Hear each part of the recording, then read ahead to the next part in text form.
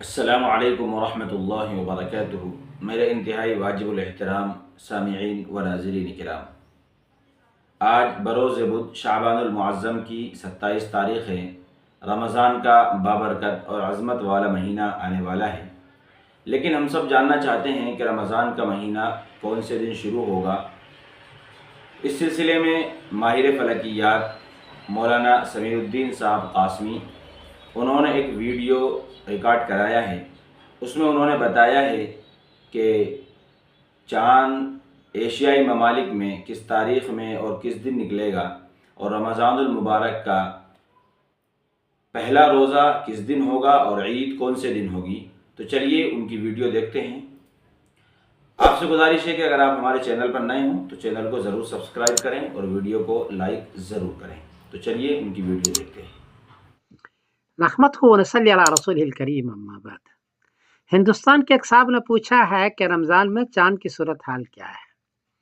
جواباً عرض ہے کہ 28 فروری بروز جمعہ کو انڈیا میں چاند کو چاہیے 5 ڈگری، برما میں 4 ڈگری، بنگلہ دیش میں 5 ڈگری، نیپال میں 5 ڈگری، کراچی میں 5 ڈگری، پشاور میں 5 ڈگری، ایران میں 6 ڈگری اور افغانستان میں 5 ڈگری۔ چاند 10 ڈگری میں نظر آتا ہے، 9 ڈگری ہو تو مشکل سے دوربین سے نظر آتا ہے۔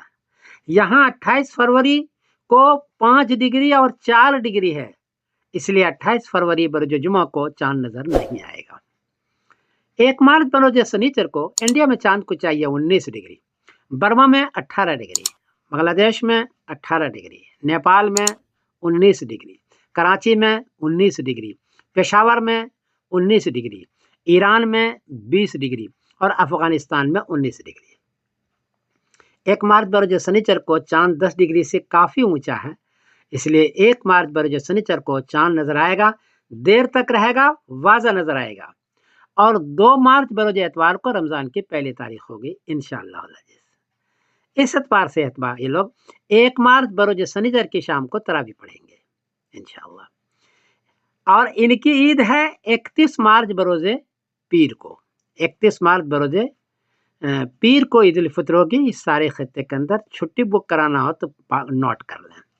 اطلاع عرض کر دوں کہ سعودی عربیہ کا جو ملک کا کیلنڈر ہے اس میں 1 مارچ بروز سنیچر کو رمضان کی پہلی تاریخ لکھی ہوئی ہے، وہ ایسا کریں گے۔